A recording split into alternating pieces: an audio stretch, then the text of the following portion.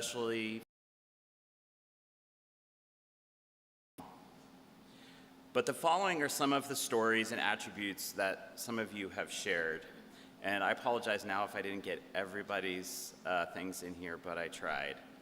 So Beth was someone who listened, who laughed, who shopped, who cared, who understood, who smiled, and who loved. Beth was always thinking about others, buying gifts, sending notes, as many know, especially around the holidays. Some may recall her rosy cheeks when she was an infant. Some remember the great times they had in New Orleans and Atlantic City, or her making schnitzel at Aunt Diane's home in Edgewater. Snow forts, experimenting with makeup as teens, being bridesmaids, staying in touch with handwritten letters for many of you. Many of you have fond memories of Beth in the flower shop. I know that it definitely brought her so much peace and joy. Some of you have called her your first sister, your best friend, had countless sleepovers, school days, holidays, art projects, and coffees.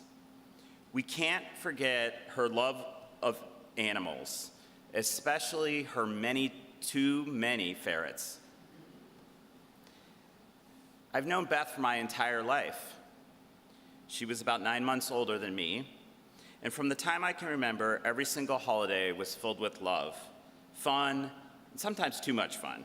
I can remember Uncle Bob and Dad not liking us doing our duck mash with dessert, or running around the backyard or basement, or playing with Uncle Bob's ham radio, or in his big old van. Lots of time was also had on the piano, playing Christmas songs, and some of you may know also the theme of Young and the Restless. Beth was known for that. What is hard is that Beth had PKD, polycystic kidney disease, for 25 years. It took a lot out of her body, her physical body. And all of us know that watching our family and friends suffer is one of the hardest things that we endure in this life.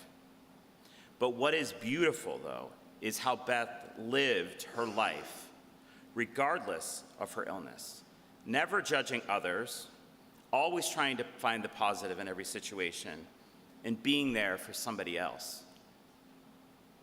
She loved like I've never seen before, from treating Emmett like her own child, opening her home to Emmett, making meals, buying gifts, and just being there for Emmett, Molly, and others was just inspiring.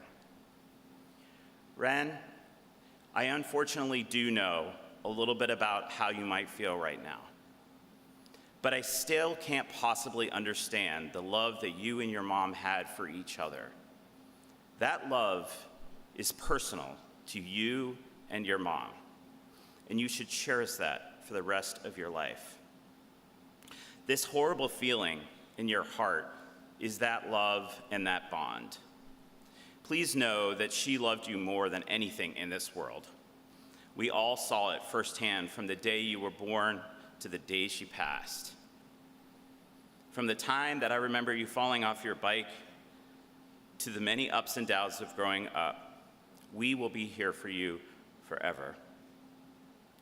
In April of 2022, Beth sent me an email asking to make sure that if anything were to happen to her, that we would all make sure that, Ren, you were okay. In her own words, here is what she said about you. Quote, "She's an incredible person, so talented, kind-hearted, creative, and strong. I'm so proud of her and want the best for her in this life. She is the most amazing human." End quote. We are here for you, Ren. If you are anything like your mom, you are strong. Stronger than you probably think. And like your mom, you know what it will take to live life to its fullest. People say that losing a child is like losing a piece of your heart. I do not have kids, so I can't imagine, Aunt Diane, what you are going through. Nothing I or anyone will say will take away the pain of losing Bethy. who loved and appreciated you more than anything. You were her caregiver, her mom, her guide, and her light. I know from now until the time that you join her in heaven, there will be a heavy heart for you. But as you have said many times, she is not in pain anymore and is at peace. She lived an incredible life that you gave her, and nothing can take that away. We love you, Aunt Diane. I want to end by just reading a short poem. You can shed tears that she is gone, or you can smile because she has lived.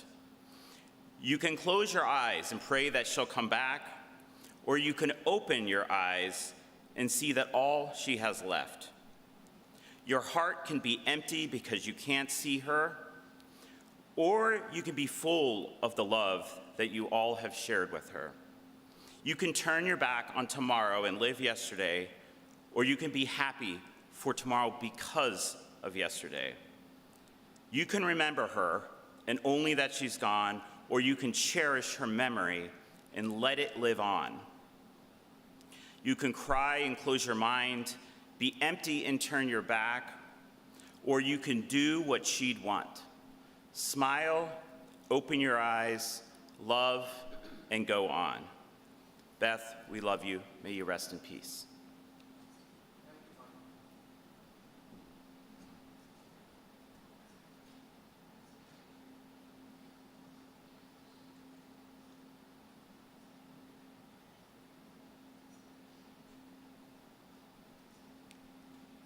As we are gathered to celebrate this Mass of the Resurrection for Elizabeth Ann Bradley by Father Mike Jendrick, we ask that you please stand and join in singing our opening hymn, number 389, Here I Am, Lord, number 389.